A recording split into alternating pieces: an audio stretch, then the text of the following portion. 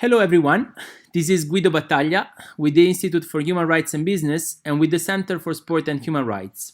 I'm here today with Juan Pablo Salazar, an activist for the rights of persons with disabilities and currently member of the governing board of the International Paralympic Committee. Welcome, Juan Pablo. Guido, my friend, great to talk to you, and warm hello to all of your listeners. Today, Juan Pablo, we observe the International Day of Persons with Disabilities. According to the WHO World Report on Disability, about 15% of the world's population lives with some form of disability. Evidence suggests that these people in all areas of the world experience and are vulnerable to economic and social exclusion. Just to make some examples, disabled people are more likely to live in poverty, more likely to be unemployed, more likely to face discrimination in the workplace. This exclusion, both economic and social, is a part of the daily lives of these people and is a breach of human rights, as well as a major development challenge. Juan Pablo, many international instruments have indicated sport as a platform and catalyst for the inclusion and well-being of persons with disabilities in society. So my first question for you is, how important is access to sport for persons with disabilities? Well, Guido, I'd say it's paramount. We, of course, understand that sports is a vehicle for cultural change.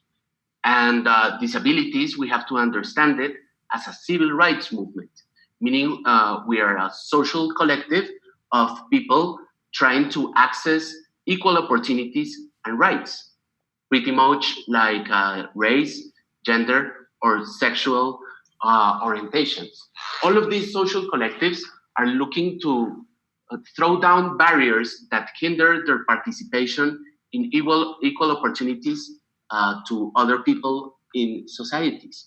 So sports is a very powerful tool to bring down those barriers. Sports are media attractive, are inspiring, are global. So all of those values used in sports are very useful for human rights movements to shift cultures. So we have to understand that sports are not only a tool for people with disabilities to be active and rehabilitate themselves, but as a means to achieve a higher goal, which is inclusion and access to their human rights, inequality of opportunity to other people.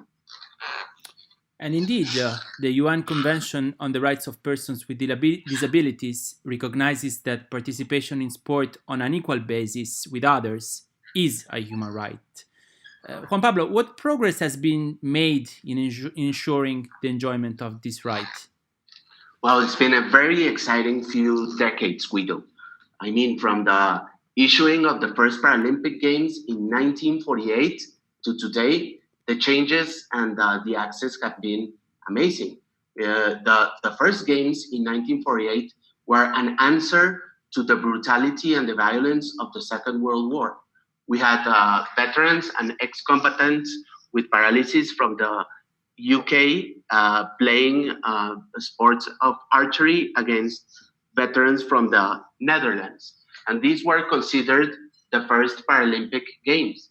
They were, of course, very far from being athletes. They were patients that, through sports, rehabilitated themselves. Before this, they were just dying from skin sores in hospital beds. So the fact that they got some activity was very powerful and enlightening just for their own lives. This has, of course, evolved in many ways. And today, the Paralympic Games have become the third most important sports event in the world after the Olympic Games and the FIFA World Cup. This is regarding to TVs turned on around the world. So how has this been achieved?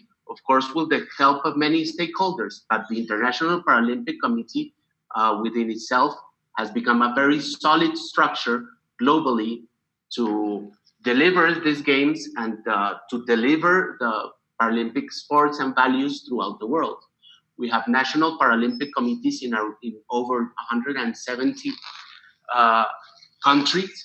And although our main event is every 4 years, the Paralympic Games, in between that cycle, we have other events. We have continental and regional games, we have national games, and we have subnational games, meaning we have sports activities for people with disabilities throughout the years. So the sports structure and the sports events within themselves has progressed, and we have delivered sports as a human rights for many people with disabilities throughout the world. But we also have to understand that human rights are interdependent.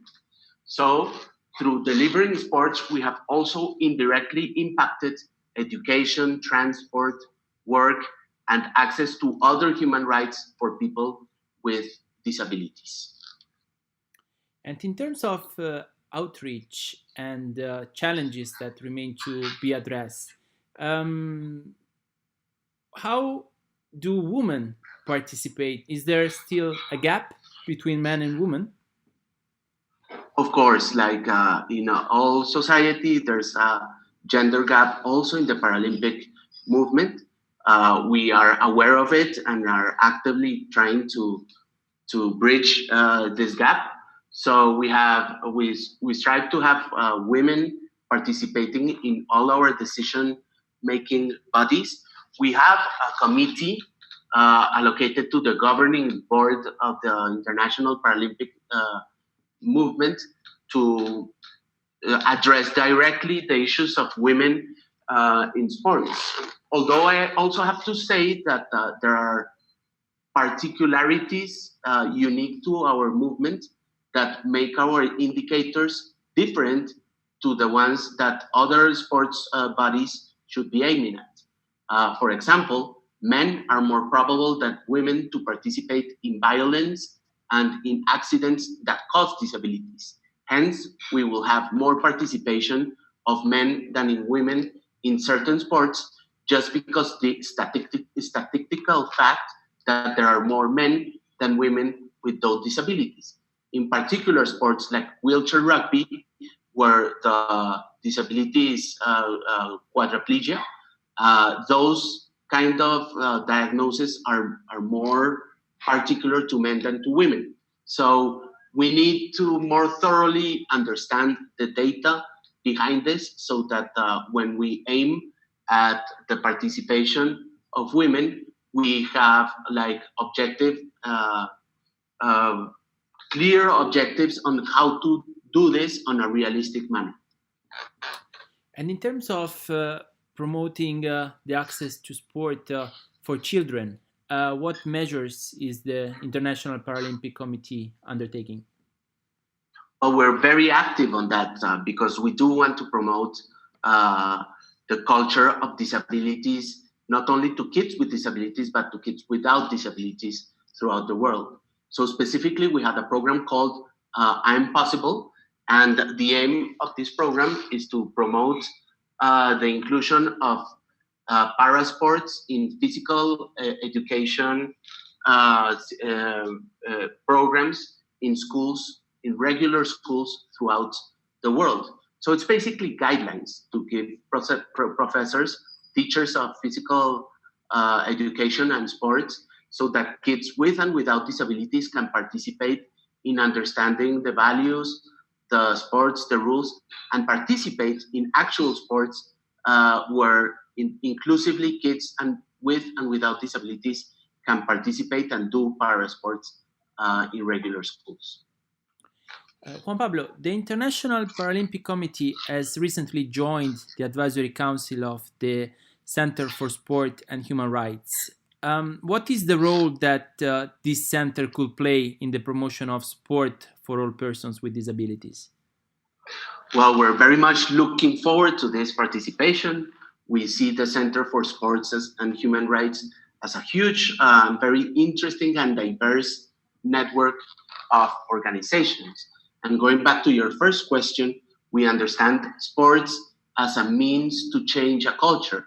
And in order to change a culture, we can't do it by ourselves. We need partners, and we need diverse partners. So the fact that the Center of Sports and Human Rights is composed of governments, international sports bodies, international human rights organizations, and private sector, we think that this multi-stakeholder arena is very interesting to promote our values and to partner together with to achieve the the cultural shift that the UN Convention on Rights of People with Disabilities is aiming at.